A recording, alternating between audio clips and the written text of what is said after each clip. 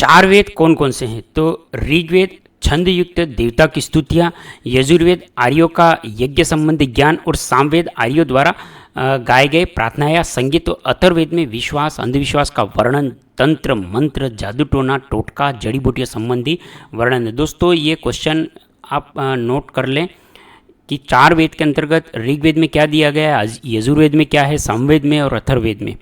Next है ऋग्वेद का काल निर्धारण। नवीन तथ्यों के अनुसार 3500 ईसा पूर्व, बाल गंगाधर तिलक के अनुसार 6000 ईसा पूर्व। नवीन तथ्यों के अनुसार मतलब 3500 ईसा पूर्व, बाल गंगाधर तिलक के अनुसार 6000 ईसा पूर्व, जैकोबी के अनुसार 4500 ईसा पूर्व से 2500 ईसा पूर्व, और विंटर ने ऋग्वेद की रचना का जो समय माना है 3000 ईसा पूर्व। आर के मुखर्जी ने ऋग्वेद का काल 2500 ईसा पूर्व या उससे पहले का भी माना है। आर्यों का सबसे प्राचीनतम ग्रंथ ऋग्वेद है, जिसमें 10 मंडल एवं 1028 सूक्त हैं। छंदों में रचित देवता की स्तुतियाँ हैं। प्रत्येक सूक्त में देवता एवं ऋषि का उल्लेख है। कुछ सूक्त में युद्धों एवं आचार विचारों का वर्णन है। दोस्तों क्वेश्चन भी था कि ऋग्वेद में किन दो राजनीतिक संस्थाओं का उल्लेख हुआ है, ये भी आप कमेंट करिएगा। और ऋग्वेद में क्या है कि आर्यों का सबसे प्राचीन ग्रंथ कौन सा है? ऋग्वेद। कितने मंडल है? 10 मंडल। सूक्त कितने? 1028 सूक्त हैं। और रचित देवता की स्तुतियाँ हैं और ऋषियों का उल्लेख है। सूक्तों में युद्ध एवं आचार विचारों का भी वर्णन है। सामवेद में काव्यात्मक ऋचाओं का संकलन है। 1801 मंत्रों में से केवल 75 मंत्र नए हैं, शेष ऋग्वेद के हैं। 1801 सामवेद के जो मंत्र हैं जिसमें 75 तो मंत्र सिर्फ नए हैं, बाकी कहाँ से लिए गए?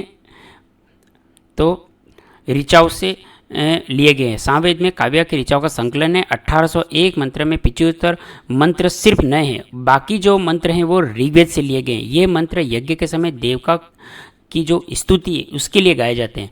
यजुर्वेद में 40 अध्याय हैं। शुक्ल एवं कृष्ण यजुर्वेद 2 भाग हैं। यजुर्वेद के कितने भाग हैं? 2 भाग हैं, शुक्ल और कृष्ण यजुर्वेद। अथर्ववेद में 20 मंडल है, 731 सूक्त हैं, 6000 मंत्र है। इसकी रचना अथर्व ऋषि द्वारा की गई और इसका अंतिम अध्याय ईशोपनिषद है, जिसका विषय आध्यात्मिक चिंतन है। ऋग्वैदिक व पूर्ववैदिक काल आर्यों का निवास स्थान के लिए सप्त सिंधु शब्द का प्रयोग किया गया है। आर्यों का जो निवास स्थान किसे माना गया है? तो सप्त सिंधु शब्द का इसके लिए प्रयोग किया गया है। ऋग्वेद के नदी सूक्त में 21 नदियों का उल्लेख है, जिसमें गंगा, यमुना, कुंभा, काबुल, सरस्वती, सतलज, रावी, झेलम, सिंधु प्रमुख है। इन नदियों का उल्लेख क्रमिक रूप से गंगा से कुंभा तक सही किया गया है। दोस्तों क्वेश्चन आ सकता है कि ऋग्वेद में नदी सूक्त में कुल कितनी नदियों का उल्लेख है, वे नदियाँ कौन कौन सी हैं? तो कूट मिलान से संबंधित क्वेश्चन पूछा जा सकता है। आप कौन कौन सी नदियाँ ये प्रमुख है इनको नोट कर ले। ऋग्वेद के अनुसार उत्तर में हिमालय का मुंजावत पर्वत श्रेणियाँ हैं। सिंधु सरस्वती दोनों ही नदी समुद्र में गिरती है। इस प्रकार आज के पश्चिम उत्तर प्रदेश, हरियाणा, पंजाब और राजस्थान, गुजरात, पाकिस्तान, अफगानिस्तान शामिल थे। ऋग्वैदिक राज्य, जिसमें कुछ राज्य गणतंत्रात्मक थे, कुछ राजतंत्रात्मक थे। दशराज का जो युद्ध है वह त्रिशुक काल का भरतवंशी राजा सुदास था और इसके विरुद्ध लड़ने वाला राजा दशराजा पुरु, यदु, तुवरसु, अणु, द्रह्यु, अलीन, पख्त, आलन, शिवी व विशानिन राज्यों के थे। 5 जनपद एवं 5 प्रमुख जन थे। इसका उल्लेख ऋग्वेद के 10वें मंडल में मिलता है। तो जो दशराज का युद्ध हुआ वह ऋग्वेद के कितने मंडल में मिलता है? वो दशराज मतलब कौन से राजा थे, इनका भी नाम पूछा जा सकता है, आप नोट कर लें। यह युद्ध रावी, जिसको परुषणी भी कहते हैं, रावी को क्या नाम है? परुषणी भी कहते हैं, और नदी के किनारे लड़ा गया, जिसमें सुदास की जीत हुई। भरत तो वह पुरुषों के बीच मैत्री व कुरु नामक नया कुल बना। जो भरतों व पुरुषों के बीच एक नया मैत्री संबंध हुआ, जिससे कुरु नामक एक नया कुल बना। तो जो दशराज का युद्ध था कौन सी नदी के किनारे लड़ा गया? तो रावी नदी के, और उसका रावी नदी का और नाम है परुषणी नदी। इस युद्ध में किसकी युद्ध जीत हुई थी? तो सुदास की जीत हुई थी। दोस्तों ये छोटे छोटे क्वेश्चन हैं, ये एग्जाम में पूछे जा सकते हैं, कृपया इनको नोट कर लें। सुदास के एक अन्य युद्ध में अजिल, सिगरू, यक्षु आदि जनों एवं राजा को उल्लेख मिलता है। भरत कुल के लोग जिनके नाम पे संपूर्ण देश का नाम भरतवर्ष पड़ा, ऋग्वेद काल में सबसे महत्वपूर्ण थे। ऋग्वेद में पुरु व जन को कुरु प्रदेश के रूप में, त्रिशु को रावी के पूर्व में, अलिन पक्त, भालन शिवी व जनों को सिंधु नदी के पश्चिम में, काबुल नदी का बसा हुआ। ऋग्वेद काल में विभिन्न राजाओं, गणराज्यों, प्रमुख मध्य प्रभु सत्ता के संघर्ष चलता रहा, जो एक विशाल राजनीतिक सत्ता की स्थापना और विकास प्रक्रिया का ही अंग था। राजनीतिक व्यवस्था आप देखेंगे कि ऋग्वेद काल की सबसे छोटी इकाई राजनीतिक इकाई कौन सी थी? तो कुल थी, और सबसे बड़ी इकाई राष्ट्र थी। तो ऋग्वेद में जो इकाइयाँ थी, बड़ी व छोटी इकाइयाँ, इनको भी आप नोट कर ले। राष्ट्रजन, विश्वग्राम, कुल राजनीतिक संगठन का अवरोही क्रम था। एक राष्ट्र में कई जन थे। कुल का मुखिया कुलुप, ग्राम का मुखिया ग्रामीण, विश्व का अधिकारी विश्वपति, जन का मुखिया गोप, देश या राज्य को राष्ट्र कहा जाता। राष्ट्र का मुखिया राजा था और राजा का पद वंशानुगत होता था। तो ये आप नोट कर ले कि जो राजा का पद था ऋग्वेद में कौन सा था? वंशानुगत होता था। और कुल के मुखिया को क्या कहते थे, ग्राम के मुखिया को क्या कहते थे, विश्व के अधिकारी को क्या कहते थे? ये क्वेश्चन आपके कूट मिलान से संबंधित पूछ सकता है दोस्तों, क्योंकि क्वेश्चन की प्रकृति अब आपके एग्ज़ाम के अनुसार पहले जो आती थी ऐसी नहीं है, अब बदल दी गई है कि अधिकतर जो क्वेश्चन है आपको कूट मिलान से संबंधित आ सकते हैं। तो जैसे ग्रामीण पूछ लेगा, ग्रामीण ग्राम का मुखिया, कुल का मुखिया, विश्व का मुखिया, ये आपको एक साइड दे देगा क के अंदर, और ब के अंदर इस तरह से दे देगा। तो ये आपके कूट मिलान से क्वेश्चन पूछा जा सकता है, महत्वपूर्ण है, आप इसको नोट कर ले दोस्तों। ऋग्वेद में उल्लेख मिलता है, कभी कभी राजवंश से चुनकर राजा बनाया जाता था। राजा को राज्याभिषेक के समय प्रजा हित, लोक कल्याण की शपथ लेनी होती थी। नेक्स्ट है, अपने राष्ट्र को छोटे छोटे राज्य ही थे, लेकिन सम्राट शब्द के प्रयोग से लगता है कि कुछ राष्ट्र बड़े भी थे, जिनमें कई छोटे राज्य मिले हुए थे। राजा पुरोहित या अन्य पदाधिकारी की सहायता से न्याय वितरित करता था, न्यायपूर्ण शासन चलाता था। इसके लिए प्रजा से उसे बलि, राजस्व या भेंट दी जानी थी। पराजित राजा या जन की बलि देते थे। अपराधियों को भी अर्थदंड दिया जाता था। अपराधों में समाज में चोरी, सेंधमारी, लूट, खसोट, बेईमानी मुख्य थे। राजा पुरोहित राजा का कार्य संचालन प्रमुख मुख्य था। यह धार्मिक आयोजन की पूर्ति के लिए प्रजा का प्रमुख सलाहकार था। इसलिए ऋग्वेदिक कालीन जो शासन व्यवस्था धर्मानुसार संचालन होता था। पुरोहित का जो पद था वंशानुगत होता था। तो इसमें राजा का पद और पुरोहित का पद किस प्रकार का होता था ऋग्वेद के अंतर्गत, ये आप कमेंट कर दे दोस्तों। अन्य प्रमुख पदाधिकारी जो कर्मचारी, सेना का मुखिया सेनानी, गांव का मुखिया ग्रामीणी, राजाओं के बीच संधि, अन्य देश लाने ले जाने वाला दूत, सूत, रथकार, करमार, रत्नी, राजा सहित कुल 12 रत्नी होते थे जो राज्याभिषेक के अवसर पर उपस्थित होते थे। अब यहाँ पे देखेंगे पूर्व दुर्गपति होता था तथा सैनिक कार्य भी करता था। प्रजापति गोचर भूमिका अधिकारी कुलुप परिवार का मुखिया होता था। वह ऋग्वेद में 2 राजनीतिक संस्था व परिषदों का भी उल्लेख है, सभा और समिति। यहाँ पे आप देखेंगे जो ऋग्वेद की 2 क्वेश्चन भी था दोस्तों कि ऋग्वेद की 2 राजनीतिक संस्थाओं का उल्लेख है, तो कौन कौन सी? तो यहाँ पे आया है सभा और समिति, इसको नोट कर ले। सभा ग्राम संस्था थी जिसमें ग्राम के गणमान्य व्यक्ति अभिजात इसके सदस्य थे जो ग्राम संबंधी विषयों पर विचार विमर्श करते थे। निर्णायक ग्राम का मुखिया कर्मचारी। समिति राजा के निकट की संस्था थी। संभवतः राष्ट्र के विषयों पर विचार विमर्श किया जाता था। तत्पश्चात राजा अपने राज्य कर्मचारी की सहायता से शासन का संचालन करता था। समिति राजा की नियुक्ति, पदच्युत करने और उस पर नियंत्रण रखती थी। नोट, ऋग्वेद में मंत्री परिषदों का उल्लेख नहीं किया गया है। विदत, यह आर्यों की सर्वाधिक प्राचीन संस्था थी। इसे जनसभा भी कहा जाता था। ईशान, समिति के सभापति को ईशान कहा जाता था। ऋग्वेद में मध्यमंशी से ज्ञात होता है कि पंच निर्णय द्वारा ही न्याय किया जाता था। उग्र तथा जीवाग्राह संभवतः पुलिस कर्मचारी थे। वैदिक जीवन न्यायाधीशों को प्रश्न निवाक कहा जाता था। सामाजिक जीवन व्यवस्था, सामाजिक संगठन का आधार गोत्र उन्मूलक समन्वय था। परिवार समाज की आधारभूत इकाई थी। परिवार के प्रधान को कुलुप या गृहपति भी कहा जाता था। आर्य समाज पितृसत्तात्मक, परंतु नारी के मातृत्व स्वरूप को पर्याप्त सम्मान प्राप्त था और पिता का भूमि, संपत्ति व परिवार का भी अधिकार था। केवल पुत्र ही पैतृक संपत्ति का उत्तराधिकारी था, पुत्री को कोई अधिकार नहीं था। पत्नी अपने पति के साथ धार्मिक अनुष्ठानों में प्रमुख रूप से भाग लेती थी। वर्ण व्यवस्था के अंतर्गत देखा था कि समाज वर्णों में बटा हुआ था। पुरुषोक्त के अनुसार मुख ब्राह्मण, भुजा क्षत्रिय, जंघा वैश्य, पैर शूद्र। ये जो वर्ण व्यवस्था थी वो समाजों के अनुसार जो पुरुषोक्त के अनुसार दिया गया कि जो मुख में ब्राह्मण का, भुजा में क्षत्रिय का, जंघा में वैश्य का और पैरों में शूद्र का स्थान था। समाज एक व्यक्ति माना तथा 4 वर्णों के अंग थे। समाज क्या है? एक व्यक्ति माना, वो 4 वर्ण समाज के अंग हैं। यहाँ पे आप देखेंगे नेक्स्ट कि वर्ण जन्म आधारित नहीं थे, कर्म व व्यवसाय पे आधारित थे। व्यवसाय की स्वतंत्रता भी थी। व्यावसायिक स्वतंत्रता के बारे में शिशु अंगिरस ने बोला कि मैं कवि हूँ, मेरे पिता वैद्य हैं, मेरी माँ अन्न पीसने वाली साधन भिन्न है, किंतु सभी धन की कामना करते हैं। इसके उल्लेख ऋग्वेद में मिलता है। विवाह की व्यवस्था। विवाह एक पवित्र संस्कार, युवावस्था में अध्ययन उपरांत विवाह एक प्रथा थी, लेकिन बहुविवाह अपवाद था जो कि प्रायः राजा अभिजात लोग करते थे। स्वयंवर तथा प्रचलन में प्रमुख अभिभावक की स्वीकृति भी आवश्यक समझी जाती थी। बाल विवाह अपराध था, प्रचलन में नहीं था, जबकि अंतर्जातीय विवाह होते थे। लंबे समय तक अविवाहित रहने वाली कन्या अमाजू कहलाती थी। जो लंबे समय में अविवाहित कन्या थी उसको अमाजू कहलाती थी। दोस्तों ये क्वेश्चन हो सकता है कि अमाजू के बारे में क्या जानते, तो अगर आपने पढ़ा ही नहीं होगा तो आप उत्तर कैसे दे सकेंगे? ये कहाँ से पूछा गया है?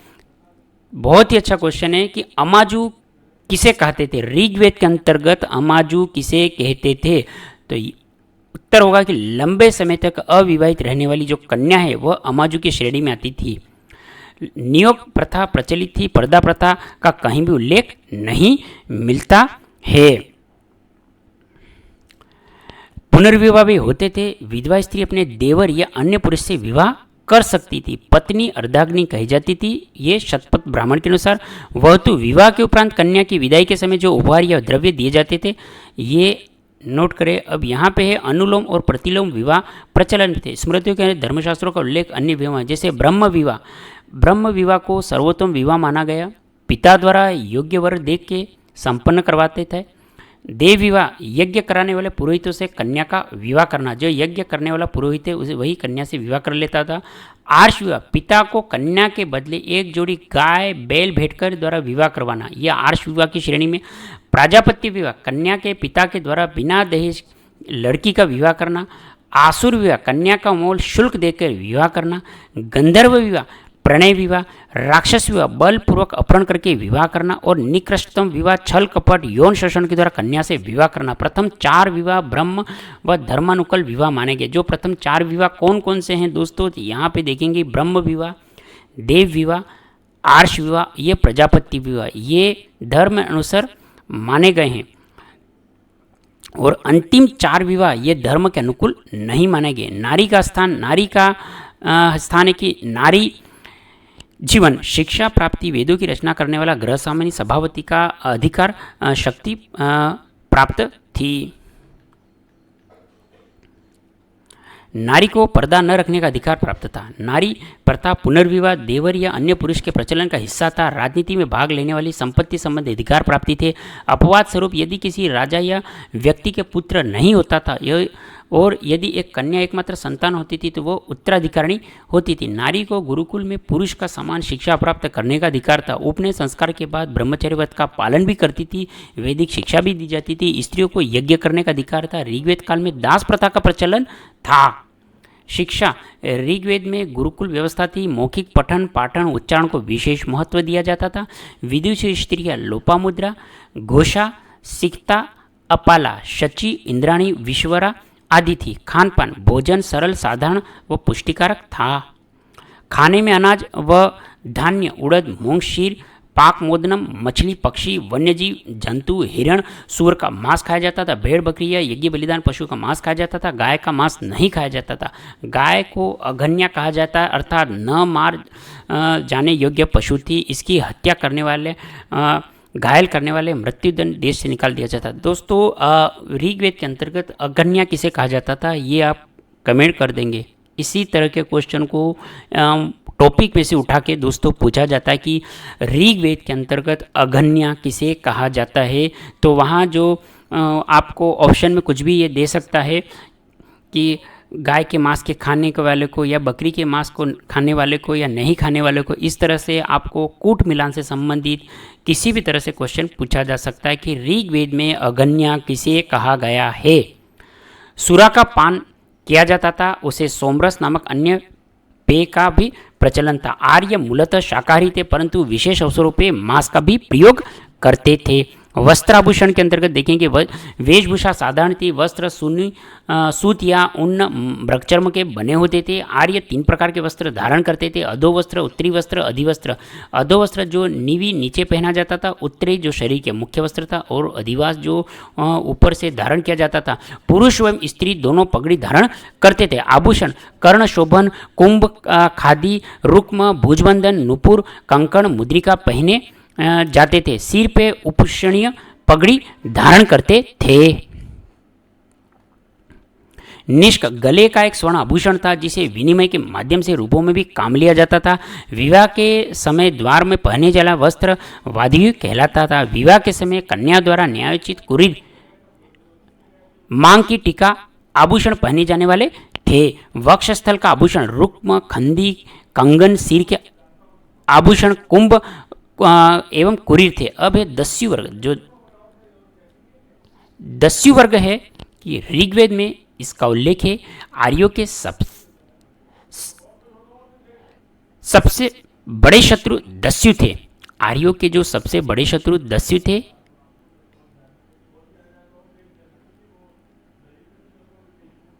इन्हें अद्वैयु, अब्रह्मण, अन्यव्रत, अयभजन, इन्हें अन्य नाम अनास, मृदवाच, अमानुष भी दिया गया है। आर्यों के जिस राजा ने दस्यु को पराजित किया वह त्रदस्यु कहलाया। आर्थिक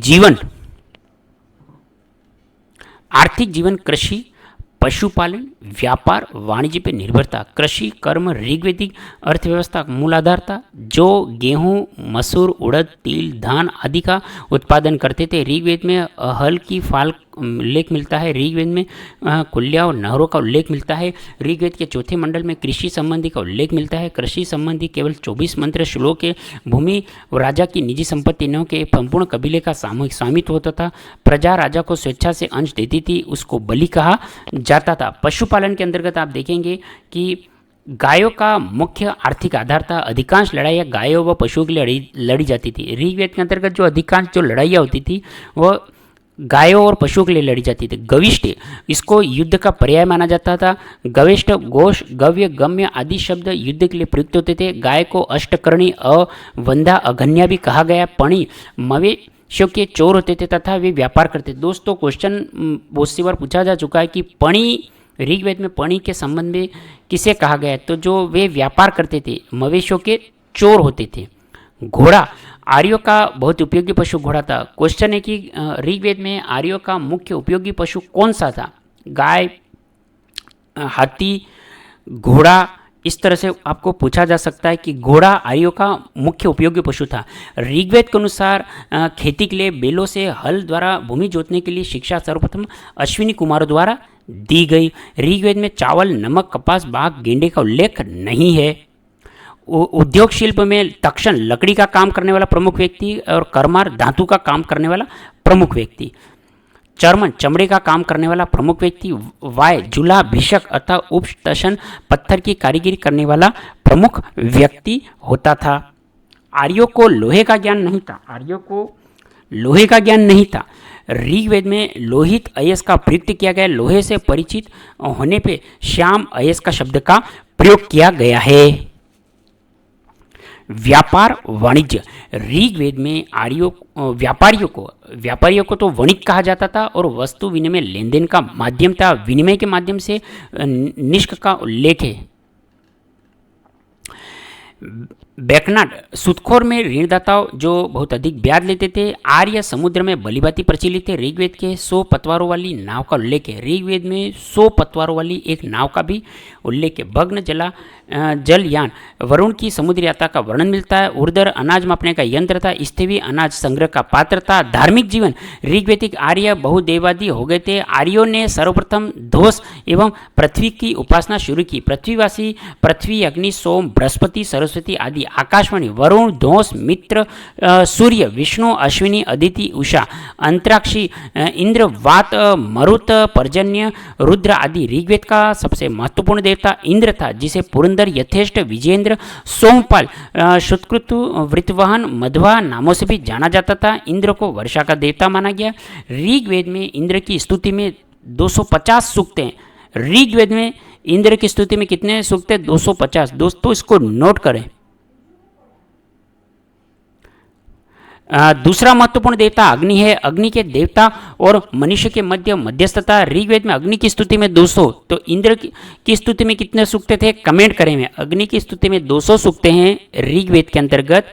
तो इंद्र की स्तुति में कितने सूक्त हैं? तो ये भी आप कमेंट करें कि वर्षा का देवता किसे माना गया है और दूसरा महत्वपूर्ण देवता ऋग्वेद का कौन सा था। तीसरा महत्वपूर्ण देवता वरुण, जो जलनिधि प्रतिनिधित्व करता था। वरुण को ऋतुस्पज्ञा कहा गया है, अर्थात प्राकृतिक घटनाक्रम संयोजक समझा जाता था। उसे असुर भी कहा गया है। सोम, पेय पदार्थ देवता, ऋग्वेद का 9वां मंडल। मरुत, आंधी के देवता, मरुत को आंधी के देवता। सोम, ये पेय देवता, ऋग्वेद के 9वें मंडल में बताया। पृथ्वी, मरुत की माता व रुद्र पिता। पर्जन्य, वर्षा व बादलों का देवता। पशुण, ऋग्वेद काल में पशुओं का देवता। उत्तर वैदिक काल में शूद्रों का देवता। सूर्य, देव के पुत्र। अरण्यानी, जंगल की देवी। सरस्वती, नदी की देवी। अदिति, देवताओं की देवी। दिशना, वनस्पति की देवी। सविता, देवताओं की आंख। अश्विनी, देवताओं के वेद्य। मित्र, वरुण के नेत्र। रुद्र, डर उत्पन्न करने वाला उग्र देवता। आदित्य, एक समूह देवता जिसमें 8 देवता है। उषा, ऋग्वेद में उषा का उल्लेख 300 बार किया गया, जबकि 20 सूक्त पृथक से रूप से समर्पित हैं। उत्तर वैदिक काल, ऋग्वेद की संहिता के अंतर्गत अतिरिक्त शेष वैदिक साहित्य जिस सभ्यता में संस्कृति का उल्लेख है वह उत्तर वैदिक कालीन सभ्यता संस्कृति। इस साहित्य में ऋग्वेदिक को छोड़ के अन्य तीनों वेद, सामवेद, यजुर्वेद एवं अथर्ववेद में सम्मिलित किए जाते हैं। इनकी संहिताओं की सरल व्याख्या करने के लिए गद्य ब्राह्मण ग्रंथों की भी रचना की गई। ब्राह्मण ग्रंथों के अंतिम भाग ही आरण्यकों के रूप में संग्रहित है। वह आरण्यकों में गूढ़ प्रश्नों का विचार मिलता है। उपनिषद दार्शनिक ग्रंथ हैं, इन्हें वेदांत भी कहा जाता है। प्रमुख उपनिषद ऐत्रेय, कौशिकीय, तैत्तिरीय, बृहदारण्यक, छांदोग्य उपनिषद, केन, कठ, ईश, प्रश्न, मांडुक्य, शेषावतार, मुंडुक आदि है। संहिता चारों वेदों को सम्मिलित रूप में वेद, ऋग्वेद, यजुर्वेद, सामवेद, अथर्ववेद। प्रधान त्रय उपनिषद व ब्रह्मसूत्र, भगवद गीता। वेद त्रय, दोस्तों क्वेश्चन था कि वेद त्रय के अंतर्गत कौन से? तो ऋग्वेद, यजुर्वेद, सामवेद। अथर्ववेद नहीं है दोस्तों। वेद त्रय के अंतर्गत 3 वेद कौन से हैं प्रमुख? तो ऋग्वेद, यजुर्वेद, सामवेद और अथर्ववेद। उपनिषद कुल 108 और प्रमाणिक 12। उपनिषद कितने थे? कुल 108 और प्रमाणिक कितने थे? 12। वेदांग, शिक्षा, कल्प, व्याकरण, निरुक्त, छंद और ज्योतिष। दोस्तों ये वेदांग का क्वेश्चन था कि वेदांग किसे कहते हैं, कौन कौन से वेदांग के अंतर्गत आते हैं, क्वेश्चन था। तो आप करें कि शिक्षा, कल्प, व्याकरण, निरुक्त, छंद, ज्योतिष। और कल्पसूत्र, श्रोत्र सूत्र, ग्रहण्य सूत्र, धर्मसूत्र। धर्मसूत्र से ही स्मृति ग्रंथों का विकास हुआ। व्याकरण ग्रंथ पाणिनिकृत, अष्टाध्यायी, पतंजलिकृत और महाभाष्य की टीका। प्रमुख स्मृतियां मनुस्मृति, याज्ञवल्क्य, नारद, पार्शर, कात्यायन, बृहस्पति। महाकाव्य रामायण और महाभारत। पुराण 18। ऋग्वेद काल में आर्य सभ्यता का केंद्र पंजाब, सप्त सिंधु प्रदेश। जबकि उत्तर वैदिक काल में आर्य सभ्यता का विस्तार कुरुक्षेत्र, गंगा यमुना का दोआब। गंगा यमुना का दोआब ये उत्तर वैदिक का था। ऋग्वेद का अलग है। उत्तर वैदिक में आर्य सभ्यता का जो क्षेत्र था कुरुक्षेत्र, वह गंगा यमुना का दोआब ब्रह्मर्षि तक हो गया था। पांचाल, पूर्व भारत से मिलकर कुरु, तुरुवंश, क्रीवी मिलकर पांचाल कहलाए। मगध व अंग आर्य के प्रदेश के राजनीतिक जीवन। उत्तर वैदिक काल में जनपद राज्यों की स्थापना हुई। प्रमुख राज्य कुरु, पांचाल, गांधार, केकय, मद्र, मध्य, काशी, कौशल, कलिंग, अवंती, विदेह, मगध, विदर्भ, अश्मक, मुलक आदि है। प्रमुख राजतंत्रात्मक राज्यों को उल्लेख मिलता है। सम्राट पद प्राप्ति हेतु राजसूय, वाजपेयी, अश्वमेध यज्ञ किए जाने लगे। ऐत्रेय ब्राह्मण में विभिन्न प्रकार के राज्य, स्वराज्य, भोज्य, वेदराज्य, महाराज्य, साम्राज्य मिलते हैं। महाराज्य एवं साम्राज्य विशाल, स्वतंत्र, शक्तिशाली राज्यों की श्रेणियों में हैं। इनमें साम्राज्य विशाल और शक्तिशाली होता था। राजा का पद अस्थायी वंशानुगत होता चला। राजा को देवी उत्पत्ति की प्रतिष्ठा दी जाने लगी। वह ईश्वर का प्रतिनिधि माने जाने लगा। राजा की सत्ता निरंकुश नहीं थी, बल्कि उस पर पाबंदी थी। राजा मंत्रिपरिषद की सलाह पर निर्भर रहता था। जनसभाएं, सभा व समिति राजा की तानाशाही पर अंकुश रखती थी। राजा राज्य का एकमात्र स्वामी नहीं था और न ही राज्य की संपूर्ण धन संपत्ति पर उसका एकाधिकार था। सभा संसद के रूप में कार्य करती थी, विस्तृत चर्चा के बाद राजकाज निपटाती थी और यह न्यायालय के समान कार्य करती थी। और समिति गठन एवं कार्य दोनों सभा से भिन्न है। यह जनता की बड़ी सामान्य सभा होती थी। यह विश्व की आवाज़ अभिव्यक्त करने वाली संस्था थी और समिति का अंश अध्यक्ष ईशान कहलाता था। राज्य कर्मचारी में रथ हाँकने वाला, रथ सेना का नायक को सूत कहते थे। गांव का मुखिया ग्रामीण। दोस्तों क्वेश्चन था कि गांव के मुखिया क्या कहते थे? ग्रामीण। संग्रहिता को कोषाध्यक्ष, संग्रहित्री को खंचाजी, समाहर्ता को भागदूत। दोस्तों क्वेश्चन किसी भी प्रकार से पूछा जा सकता है। मैंने आपसे यहाँ पे प्रारंभ में वीडियो के जो क्वेश्चन पूछा था कि गांव का मुखिया कहते थे तो ग्रामीण, तो हो सकता है आपको संग्रहित के बारे में पूछ ले, समाहर्ता के पूछ ले कि समाहर्ता किसको कहते थे? भागदूत को। आप इनको नोट कर लें। शतपति या स्थपति नामक दो प्रांतीय पदाधिकारी नाम थे। स्थपति मुख्य न्यायाधीश, शतपति 100 ग्रामों के समूह का अधिकारी था। तक्षण अर्थात बड़ी, क्षत्रिय अर्थात कंचु की। राजा की शक्ति व कार्य। सर्वोच्च न्यायाधीश व न्यायचित वितरित करता था, अपराधियों को दंडित करता था, गोहत्या, ब्रह्महत्या, मदपान्य, विश्वासघात आदि के लिए मृत्युदंड दे सकता था। साक्ष्य लिए प्रत्यक्षदर्शी साक्षी को अधिक महत्व दिया जाता था। कठोर दंड देना, संपत्ति उत्तराधिकारी, भूमि स्वामित्व के लिए मामले में कानून की स्पष्टता रखना। उत्तराधिकारी मामलों में प्रथम दृष्टया पुत्र को प्रमुख अधिकार था। यदि पुत्र न होने पर पुत्री होने की स्थिति में पुत्री को संपत्ति का उत्तराधिकारी प्राप्त था। सामाजिक जीवन, आश्रम की जो व्यवस्था थी, जाबोल उपनिषद के अनुसार ब्रह्मचर्य, ब्रह्मस्थ, वानप्रस्थ आदि संन्यास, पुरुषार्थ, धर्म, अर्थ, काम और मोक्ष। इस काल में संयुक्त परिवार का प्रचलन था। फिर एकल परिवार भी बनने लगे। सती प्रथा नहीं थी, पर्दा प्रथा नहीं थी। नारी की शिक्षा दीक्षा का विशेष बल दिया जाता था। जन की सभाएं, गार्गी, याज्ञवल्क्य विवाद सुंदर उदाहरण हैं। वर्ण व्यवस्था का आधार कर्म आधारित न होकर जाति आधारित हो गया। वर्णों में कठोरता आ गई। शतपथ ब्राह्मण में एक स्थान पे स्त्रियों को ब्राह्मणों से श्रेष्ठ बताया। शतपथ ब्राह्मण के अंतर्गत स्त्रियों को क्या बताया? ब्राह्मणों से श्रेष्ठ बताया एक स्थान पे। ब्राह्मण, क्षत्रिय, वैश्य इन तीनों को द्विज कहा जाता था। उपनयन संस्कार के अधिकारी थे, जबकि शूद्रों को उपनयन का अधिकार नहीं था। ब्राह्मण, क्षत्रिय और वैश्यों को तो उपनयन का अधिकार था, जबकि शूद्रों को उपनयन संस्कार का अधिकार नहीं था। यहीं शूद्रों को अपात्र, आधारहीन मानने की प्रक्रिया शुरू हो गई। शिल्पियों में रथकार को उच्च वर्ग में शामिल किया गया और जिन्हें यज्ञोपवीत पढ़ने का अधिकार था। उत्तर वैदिक काल में गोत्र प्रथा स्थापित हुई। फिर गोत्र बहिर्विवाह की प्रथा भी चल पड़ी। विदेह माधव के कथा का वर्णन शतपथ ब्राह्मण में मिलता है। बृहदारण्यक, छांदोग्य उपनिषद, चांडाल को भी यज्ञ का अवशेष पाने का अधिकारी माना गया। शतपथ ब्राह्मण में अनेक विदुषी कन्याएं, गार्गी, गंधर्व, गृहीता, मैत्रेयी। शतपथ ब्राह्मण की जो विदुषी कन्याएं कौन कौन सी, इनको नोट कर लें। आर्थिक जीवन, कृषि, मुख्य उद्यम कृषि था। शतपथ ब्राह्मण में चारों क्रिया, जुताई, बुआई, कटाई, मंडाई का उल्लेख है। कांटक संहिता में 24 बैलों द्वारा खींचे जाने वाले हलों का भी उल्लेख है। 24 बैलों के द्वारा खींचे जाने का उल्लेख है। नोट करें दोस्तों। फसल, मुख्य धान, गेहूं हो गई थी। ब्रही, यव, माण, मुदंग, गोधूम, मसूर आदि अनाजों का उल्लेख यजुर्वेद में मिलता है। पशुपालन में गाय का महत्व अधिक था। गाय, भेड़, भैंस, ऊंट, हाथी, गधे भी उपयोगी पशु थे। उद्योग शिल्प में रथकार, पुंकार, लोहार, स्वर्णकार, चर्मकार, चमड़े का काम, मणिकार, धनुषकार, तंतुवाय, रंगरेज, गायक, नर्तक, सूत वायद, मछुआरा आदि स्वर्ण लोहे के अतिरिक्त इस युग में आर्य, टीन, तांबा, चांदी, सीसा आदि धातुओं के परिचित हो चुके थे। व्यापार और वाणिज्य, मुद्रा का प्रचलन हुआ, लेकिन अभी तक वस्तु विनिमय ही चलता था। तैत्तिरीय संहिता में ऋणी के लिए कुसीद शब्द का मिलता है। दोस्तों ये क्वेश्चन नोट कर ले। तैत्तिरीय संहिता में ऋण के लिए कौन सा शब्द मिलता है? तो कुसीद। निष्क, शतमान, कृष्ण पाद शब्दों को माप और मुद्रा के दो अर्थों में प्रयोग किया जाता है। रतिका, बाढ़ पद्धति की सबसे छोटी इकाई रतिका। शतमान, संभवतः चांदी की मुद्रा। शिक्षा का प्रारंभ उपनयन संस्कार से होता था, जो बालक का दूसरा जन्म होता था। इस संस्कार के बाद उसे द्विज कहा जाता था। विदेह के राजा का जनक आयोजित महान विदित सम्मेलन में होता। याज्ञवल्क्य, उद्दालक, आरोणी, शाकल्य, गार्गी प्रमुख होते थे। विदेह के राजा जनक, पांचाल नरेश, प्रहण, जाबाली, काशी नरेश, अश्वेतीय, शिक्षा साहित्य का उल्लेख कार्य होते थे। इस काल में शिल्प, संगीत, ललित, विष, ज्योतिष, नीतिशास्त्र, गणित आदि की शिक्षा दी जाती थी। पराविद्या नामक शिक्षा में परगाम्य, आत्मज्ञान, ब्रह्मज्ञान की शिक्षा दी जाती थी। धार्मिक जीवन में पुत्र प्राप्ति हेतु पुत्रेष्टि तथा अकाल समय में करिरिष्ट नामक यज्ञ किया जाता था। राजा द्वारा अश्वमेध यज्ञ, राजसु यज्ञ, वाजपेयी यज्ञ करवाए जाते थे। तो कौन कौन से यज्ञ करवाए जाते थे, नोट करें इनको।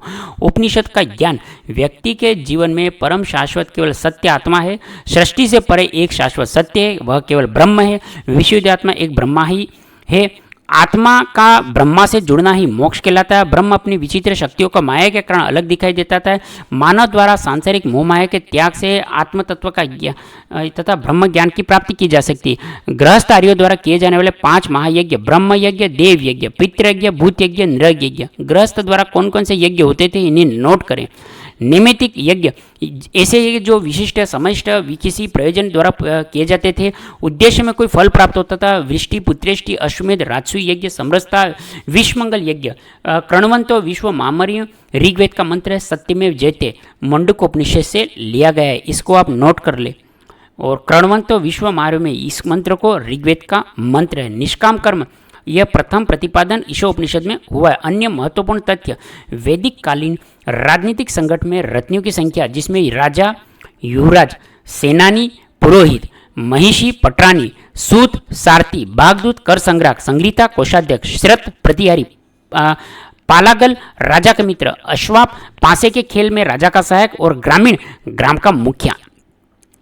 पंच महायज्ञ गृहस्थों के लिए, जिसमें ब्रह्म यज्ञ प्राचीन ऋषियों से प्रति कृतज्ञता, पितृयज्ञ पितरों का तर्पण, पुरुष यज्ञ अतिथि संस्कार, भूत यज्ञ समस्त जीवों की प्रति कृतज्ञता, चींटी पक्षियों श्वानों को भोजन देना, देव यज्ञ देवताओं की प्रति कृतज्ञता। ऋग्वैदिक कालीन नदियों के नाम में, ऋग्वैदिक कालीन जो नदियां कौन कौन सी और आधुनिक नाम कौन कौन से, तो सिंधु को सिंध, कुरुमु को कुरुम, कुंभा को काबुल, वितस्ता को झेलम, अस्किनी चिनाब, परिश्वनी रावी।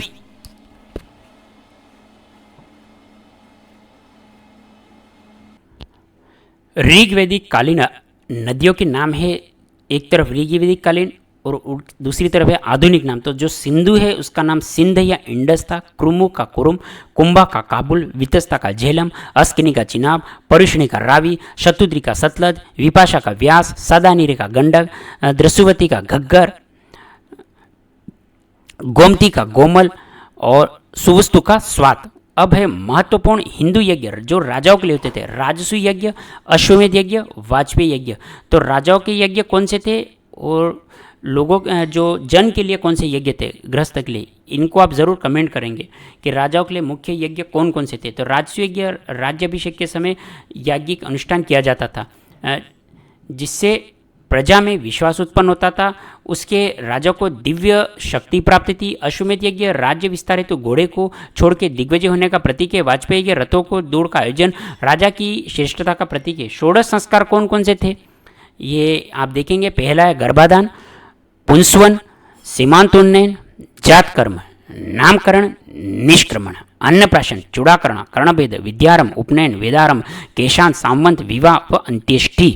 अब है पुरुषार्थ, मनुष्य के भौतिक सुख आध्यात्मिक सुखों में वृद्धि, सामंजस्य, धर्म, अर्थ, काम और मोक्ष। तो धर्म के अंतर्गत जो न्याय, सद्गुण, नैतिकता, कर्तव्य पालन, अर्थ में अर्थ प्राप्ति, मर्यादा से उपभोग, काम पोषण, धर्माचरण, सृष्टि के विकास हेतु संतानोत्पत्ति और मोक्ष, जीवन चक्र से मुक्ति। प्रमुख धार्मिक पुरोहित, होत्र, रीत्य संहिता का पुनर्सर्जन कर प्रार्थना कराने वाला पुरोहित, उद्गाता अर्थात सामवेद का गायन कराने वाला पुरोहित। अदर्व्य यजुर्वेद संहिता का मंत्रोपचार करने वाला पुरोहित। इन्होंने पशु बलि में हस्तकार्य की आवश्यकता को पूरा किया। ब्रह्मा इस वर्ग को पुरोहित इसकी जांच करते थे, यज्ञ विधि पूर्वक किया जा रहा है अथवा नहीं, मंत्रों का उच्चारण शुद्ध रूप से हो रहा है अथवा नहीं। प्रमुख दर्शन अथवा उनके रचयिता, यहाँ पे आप देखेंगे चारवाक, भौतिकवादी रचयिता चारवाक, सांख्य कपिल, योग दर्शन पतंजलि, न्याय दर्शन गौतम, वैशेषिक दर्शन कणाद, पूर्व मीमांसा जैमिनी, उत्तर मीमांसा बादरायण। जो चारवाक था ये भौतिकवादी अर्थात चारवाक, सांख्य दर्शन के रचयिता प्रवर्तक कपिल मुनि, योग दर्शन पतंजलि, न्याय दर्शन गौतम, वैशेषिक कणाद, पूर्व मीमांसा जैमिनी और उत्तर मीमांसा बादरायण। नेक्स्ट है ऋग्वेदिक आर्यों की देवमंडली, आकाश के देवता, अंतरिक्ष के देवता, पृथ्वी के देवता और 3 ऋण। आकाश के देवता सूर्य, दोष, मित्र, भूषण, विष्णु, उषा, अश्विनी, सवृति, आदित्य आदि। अंतरिक्ष के देवता इंद्र, मरुत, रुद्र, वायु, पर्जन्य, आप, एकपद, त्रिपाद्य। पृथ्वी के देवता अग्नि, सोम, पृथ्वी, बृहस्पति और सरस्वती। ऋग्वेद में देवताओं की संख्या 33 थी। 3 ऋण थे, देव ऋण, ऋषि ऋण और पितृ ऋण। वैदिक साहित्य जिसके अंतर्गत इससे संबंधित ग्रंथ, पुराण, महाकाव्य, स्मृति आदि थे। भारत के सर्वाधिक प्राचीन वेद का शाब्दिक अर्थ ज्ञान है। श्रवण परंपरा में सुरक्षित होने के कारण इसे श्रुति भी कहा जाता था। कालांतर में वेदव्यास ने वेदों को संकलित कर दिया। वेद 4 ऋग्वेद, यजुर्वेद, सामवेद, अथर्व वेद। ऋग्वेद का आप देखेंगे कि ऋग्वेद सर्वाधिक प्राचीन वेद। ऋग्वेद, ऋग का अर्थ है छंदों अथवा चरणों से युक्त मंत्र। ऋग्वेद में मंत्रों का संकलन अर्थात संहिता। इन्हें यज्ञों के अवसर पर देवता को स्तुति के लिए गाया जाता था। होत्र ईशोदर उच्चारित होता था। संपूर्ण संहिता में 10 मंडल 1028 सूक्त हैं। ऋग्वेद की 5 शाखाएं जिसमें शाकल शाखा, वाष्कल शाखा, आश्वलायन शाखा, शांखायन शाखा और मांडुक्य शाखा। ऋग्वेद में कुल मंत्रों की संख्या है 10,600। कुल सूक्त कितने? 1028। कुल मंडल है 10 मंडल।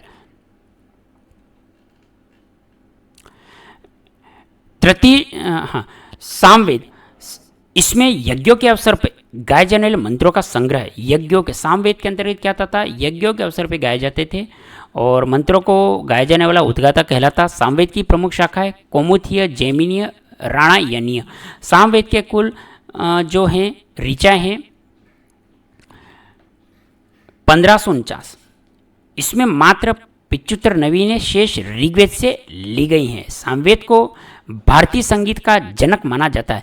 यजुर्वेद अर्थात यजुषु का अर्थ है यजुर्वेद संहिता में यज्ञों को संपन्न करने वाले संहेक मंत्रों का ज्ञान। इसका उच्चारण अदर्वी कहा जाता था। नामक पुरोहित द्वारा किया गया कर्मकांड प्रधान यजुर्वेद को यज्ञ करने की विधियों का वर्णन है।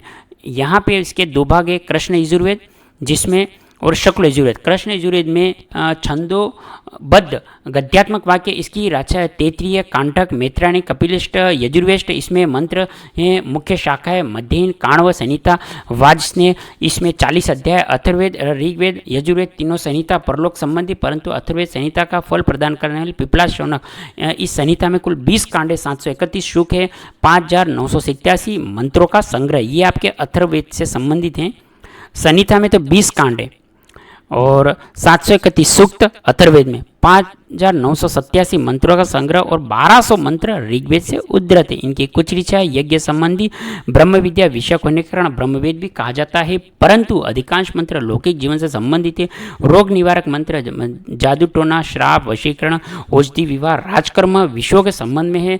सामान्य मनुष्य के विचारों, विश्वास, अंधविश्वासों आदि का वर्णन है इनमें से प्राप्त होता है। अब है ब्राह्मण्य ग्रंथ।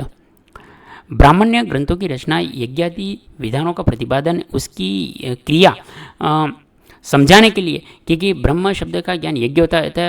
प्रश्नों को प्रतिपादक ब्राह्मण कहे गए हैं। वेद ग्रंथ जहाँ स्तुति यही ब्राह्मण है। जो अधिकांशतः प्रत्येक वेद हेतु अर्थात ब्राह्मण ग्रंथ लिखे गए जिसमें ऋग्वेद, सामवेद, यजुर्वेद, अथर्ववेद। ऋग्वेद के ऐत्रेय तथा कौशिकीय ब्राह्मण, सामवेद के पंचविश, ताड़े, षड्विश, अद्भुत जैमिनी ब्राह्मण, यजुर्वेद के तैत्तिरीय शतपथ ब्राह्मण और अथर्ववेद का गोपत ब्राह्मण। आरण्यकों में दार्शनिक रहस्यात्मक विषयों का ज्ञान। इन ग्रंथों का अध्ययन वनों में अर्थात आरण्य के किया जाता था। इन्हें आरण्य ग्रंथ जैसे ऐत्रेय आरण्य, शांख्यन आरण्य, तैत्तिरीय आरण्य, मैत्रायण आरण्य, मध्याह्निक आरण्य, तालवकार आरण्य, जैमिनिक आरण्य। अब है उपनिषद। उपनिषद में उपनिषदों को वेदांत भी कहा जाता था। उपनिषदों को क्या कहा जाता था? वेदांत भी कहा जाता था। उपनिषद मुख्यतः ज्ञान मार्ग की रचना है। इनका मुख्य विषय ब्रह्म विद्या का प्रतिपादन है। उपनिषद का शाब्दिक अर्थ है उपसमीप अर्थात निष्ठापूर्वक सदपूर्वक बैठना अर्थात रहस्य अर्थात ज्ञान है तो गुरु के समीप निष्ठापूर्वक बैठना।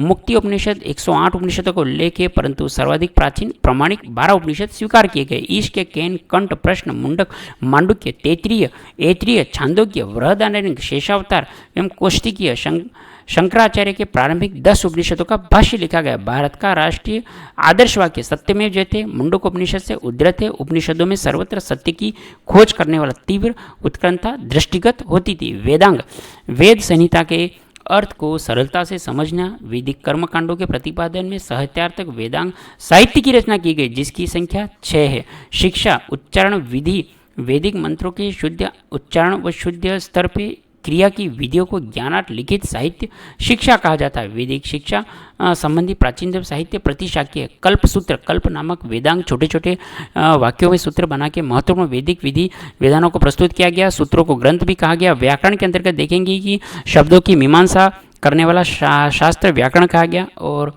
संबंधी नियमों को व्याकरण की सर्वप्रमुख रचना पाणिनि अष्टाध्यायी 5वीं शतीकृत है जिसमें 8 अध्याय 400 सूत्र। कालांतर में कात्यायन 4वीं सदी ने संस्कृत में प्रयुक्त होने वाले नए शब्दों की व्याख्या में वार्तिक लिखे।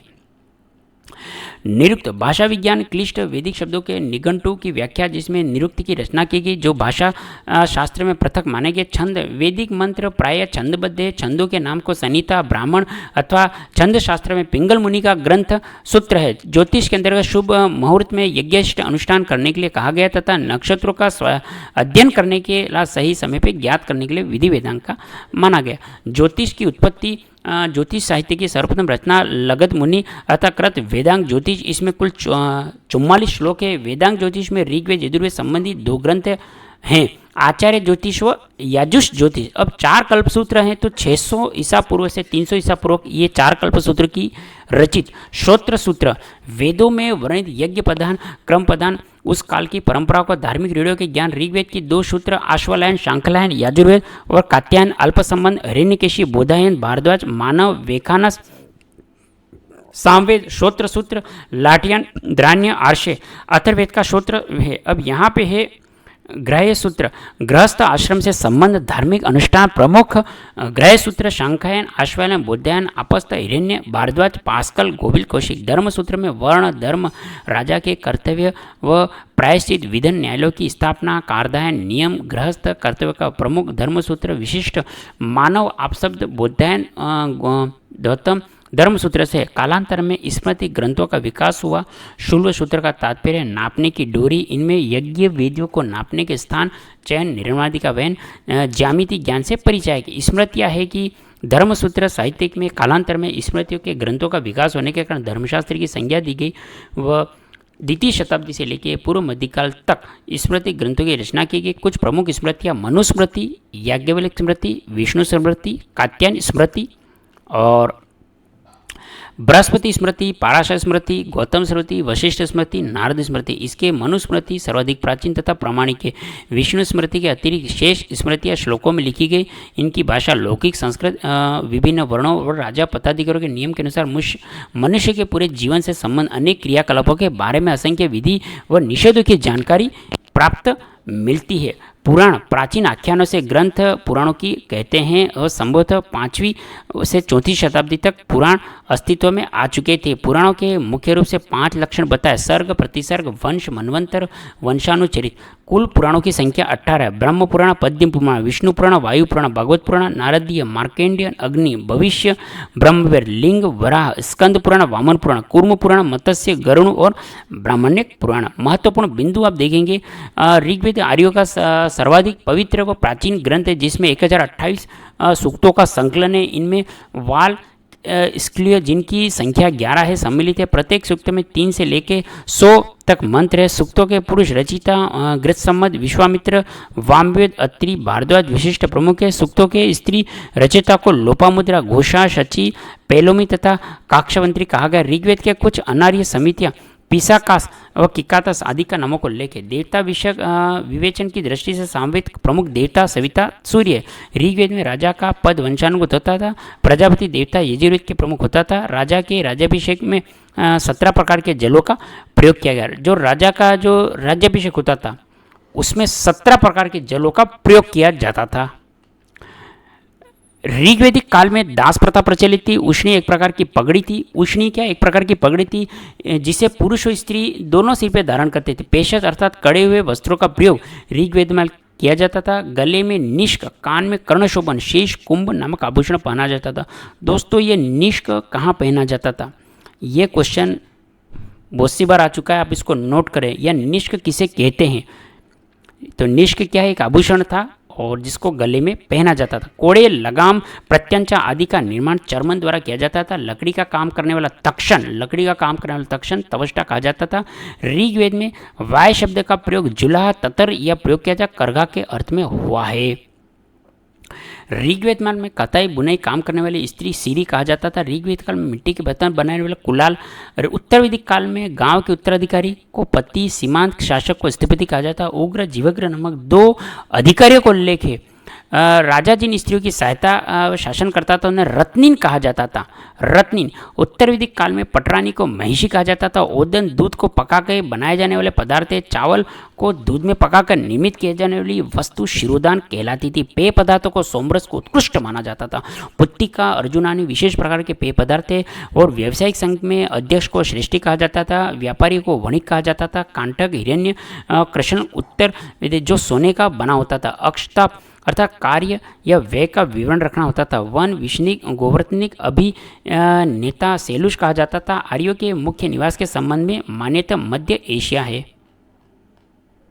बैक्टीरिया समृद्ध है। भारत में आर्यों के सर्वप्रथम सप्त सिंधु प्रदेश में बसना। भारत में जो आर्यों का सर्वप्रथम बसना कहाँ था? सप्त सिंधु प्रदेश। सप्त सिंधु प्रदेश जो सिंधु, सरस्वती, शतुद्री, सतलज, विपाशा, व्यास, परुषणी, वितस्ता, झेलम, अस्कनी, चिनाब का क्षेत्र कहलाता था। आर्यों ने सप्त सिंधु प्रदेश में आगे बढ़ के कुरु प्रदेश के निकट प्रदेशों पर अधिकार किया, जिसका नाम उन्होंने ब्रह्मवर्त रखा। ब्रह्मवर्त से आगे बढ़ के आर्यों ने गंगा यमुना के दोआब क्षेत्र में समीप क्षेत्रों को उस क्षेत्रों का नाम ब्रह्मर्षि देश रखा। ब्रह्मर्षि से आगे बढ़ के हिमालय, विंध्याचल पर्वतों के बीच क्षेत्र का अधिकार करके उस क्षेत्र का नाम मध्य देश रखा। मध्य देश के उपरांत आर्यों ने बंगाल, बिहार पर अधिकार करते हुए संपूर्ण भारत पर अधिकार कर लिया और इसका नाम आर्यवर्त रखा। ऋग्वेद में लगभग 25 नदियों का वर्णन है। सर्वाधिक महत्वपूर्ण नदी सिंधु का अधिक महत्वपूर्ण है। सर्वाधिक पवित्र नदी को सिंधु माना। सर्वाधिक पवित्र नदी सरस्वती का उल्लेख है और सर्वाधिक महत्वपूर्ण नदी सिंधु का वर्णन अधिक है और सर्वाधिक पवित्र नदी को सरस्वती माना। ऋग्वेद में गंगा का उल्लेख 1 बार और यमुना का 3 बार हुआ है। ऋग्वेद में केवल हिमालय पर्वत व इसकी चोटी मंजूत का उल्लेख मिलता है। ऋग्वेद में आर्यों के 5 कबीले हेनकर पंचजन्य जो कौन कौन से थे? पुरु, यदु, अनु, तुवर्षु, द्रुहा। भरत कुल के नाम से इस देश का नाम भारतवर्ष पड़ा। भरत कुल के पुरोहित विशिष्ट थे। भरत वंश के राजा सुदास 10 राजाओं के अंतर्गत पुरु, यदु, तु, द्रुहु, अंकनी, पंथन, मालनास, विषाणी, शिवी के मध्य दशरथ का युद्ध हुआ। नदी तट हुआ, इसमें सुदास की विजय हुई। भरत, कीवी, त्रिस आर्य शासक वंश के थे। दशरथ युग में पश्चात पूर्वों के भरतों की मैत्री के संबंध में होने में कुरु वंश की स्थापना हुई। विदत आर्यों की सर्वाधिक प्राचीन संस्था थी। जनसभा कहलाता था। सभा श्रेष्ठ लोगों से संस्था थी। समिति केंद्रीय राजनीतिक संस्था थी व जनता का प्रतिनिधित्व करती थी। समिति राजा को चुनने पदच्युत करने का अधिकार रखती थी। समिति को अध्यक्ष को ईशान कहते थे। वेदों में सभा समिति को प्रजापति की दोहिता कहा गया। ऋग्वेद में समाज की सबसे छोटी इकाई परिवार कुल होती थी। कई परिवार मिलकर ग्राम, गोत्र मिलकर विष तथा कई विष मिलकर इसका जन का निर्माण करते थे। ऋग्वेद में जन का उल्लेख 275 बार, विष का 170 बार। ऋग्वेद समाज पितृसत्तात्मक था। ऋग्वेद के 10वें मंडल में पुरुष सूक्त व चौवर्णों का उल्लेख करता है। ऋग्वेद में अनार्यो अर्थात वृत्तों का न पालन करने वाला मृदवाच्य, अपष्ण, अनास, चपटी नाक वाले कहा गया है। ऐत्रेय ब्राह्मण में पंचजन्यों में देव, मनुष्य, गंधर्व, अप्सरा, सर्प, पितरों की गणना की गई। निरुक्त में पंचजनों में ब्राह्मण, वैश्य, शूद्र, निषाद की गणना की गई। ऋग्वेद काल में जीवन भर अविवाहित रहने वाली लड़कियों को अमाजु कहा जाता था। ऋग्वेद की सभ्यता ग्रामीण सभ्यता थी। वैदिक काल में गव्य शब्द चरागाह के लिए प्रयुक्त हुआ है। ऋग्वेद में कृषि का उल्लेख मात्र 24 बार हुआ। उर्वरा अर्थात जुते हुए खेतों को उर्वरा। लांगल शब्द का प्रयोग हल के लिए किया जाता था। लांगल शब्द का प्रयोग किसके लिए किया जाता था? हल के लिए किया जाता था। वृक्ष शब्द का प्रयोग बल के लिए। करी शब्द का प्रयोग गोबर के खाद के लिए। अवृत शब्द का प्रयोग कूपों के लिए। सीता शब्द का प्रयोग हल से बनी नालियाँ सीता शब्द। उर्दर शब्द का प्रयोग अनाज नापने वाला मंत्र उर्दर। स्थिवी शब्द का प्रयोग अनाज जमा करने वाला कटोरी होता था। किनाश शब्द का प्रयोग हलवाई के लिए। पर्जन्य शब्द का प्रयोग बादल के लिए। ऋग्वेद में इंद्र का वर्णन सर्वाधिक प्रतापी देवता के रूप में। ऋग्वेद में जो इंद्र का वर्णन है वो सर्वाधिक प्रतापी देवता के रूप में हुआ है, जिसमें 250 शब्दों सूक्तों का उल्लेख है और इंद्र आयु के नेता, पुरंदर, वर्षा का देवता माना गया। ऋग्वेद में इंद्र के पश्चात महत्वपूर्ण देवता अग्नि था और यह देवता मनुष्य देवों के मध्यस्थता भूमिका निभाता था। अग्नि द्वारा देवता की आहुतियां दी जाती थी। 200 सूक्त का उल्लेख ऋग्वेद में वरुण तीसरा उल्लेखनीय देवता था, जो समुद्र का देवता, विश्व का नियामक, ऋतु परिवर्तन अर्थात दिन रात करता, आकाश पृथ्वी और सूर्य का निर्माता था। दोष आकाश ऋग्वेद के देवताओं में सर्वाधिक प्राचीन था। ऋग्वेद में उषा, अदिति, सूर्य जैसी देवियों का उल्लेख है। ऋग्वेद में देवताओं की संख्या 33 है। देवों की पूजा की विधि ऋग्वेदिक काल में स्तुति पाठ करना और यज्ञ से बलि चढ़ाना, यज्ञाहुति में जो अर्थात जो को यव कहा जाता था, शाक शब्द का प्रयोग किया जाता था। ऋग्वेद में बहुदेववाद, एकात्मकवाद, एकेश्वरवाद का उल्लेख है। ऋग्वेद में आर्य पुनर्जन्म को मानते थे। ऋग्वेद में नासदीय सूक्त में निर्गुण ब्रह्म का विवरण मिलता। उत्तर वैदिक काल में पांचाल सर्वाधिक चर्चित राज्य था। शतपथ ब्राह्मण में पांचलों को वैदिक सभ्यता का सर्वश्रेष्ठ प्रतिनिधि कहा गया। सर्वप्रथम ऐत्रेय ब्राह्मण में राजा की उत्पत्ति का सिद्धांत मिलता है। ऐत्रेय ब्राह्मण में सर्वप्रथम चारों वर्णों की कर्म की जानकारी मिलती है। उत्तर वैदिक काल में शूद्र को अन्य स्प्रेय अर्थात तीनों वर्णों का सेवक कहा गया। उत्तर वैदिक काल में वैश्य को अन्य बिलिस्कर अर्थात कर देने वाला, कृषि उद्योग व्यापार में रहने वाला कहा गया। उत्तर वैदिक काल में गोत्र व्यवस्था का प्रचलन दृष्टिगत होता है। सर्वप्रथम शतपथ ब्राह्मण कृषि की समस्त प्रक्रिया में कर्षण, जुताई, वपन बुआई, लुनन कटाई और मर्शन मड़ाई का उल्लेख है। कांटक संहिता में 24 बैलों द्वारा खींचे जाने वाले का भी उल्लेख है। ब्रिय मतलब धान, यव मतलब जो, मान मतलब उड़द, मुदंग मतलब मूंग, गोधूम मतलब गेहूं का उल्लेख है। आदि अनाजों का ये उल्लेख आपको यजुर्वेद में मिलता है। तैत्तिरीय उपनिषद में अन्न को ब्रह्म कहा गया। यजुर्वेद में हल को सिर कहा गया। यजुर्वेद में हल को सिर कहा गया। उत्तर वैदिक काल के अंतर्गत सर्वश्रेष्ठ देवता के रूप में प्रतापी देवता है। दात्रेय परिषद में पुत्र निमि में सर्वप्रथम श्राद्ध प्रथा का प्रारंभ किया गया। उत्तर वैदिक काल में चित्री धूसर मृदबान विशिष्टता रखता है। दोस्तों ये आपका वैदिक जो संस्कृति का दूसरा टॉपिक था इस बुक का, स्वाध्याय पब्लिकेशन सूरतगढ़ से जो आती है, ये हमने कंप्लीट कर लिया दोस्तों। बहुत ही अच्छा टॉपिक था। नेक्स्ट हमारा बौद्ध व जैन धर्म से संबंधित टॉपिक रहेगा, तीसरा टॉपिक। दोस्तों ये जो क्वेश्चन मैंने आपको जितने इसमें संबंधित पूछे हैं उनको आप रजिस्टर में नोट करें, कमेंट करें। जितना आप कमेंट करेंगे उतना आपको याद होएगा। दोस्तों ये क्वेश्चन बहुत सी बार एग्जामों में आ चुके हैं और आने वाली परीक्षाओं में भी ऐसे क्वेश्चन दोस्तों आपके आ सकते हैं। जितना आप कमेंट करेंगे उतना आपको इनका उत्तर भी प्राप्त हो जाएगा।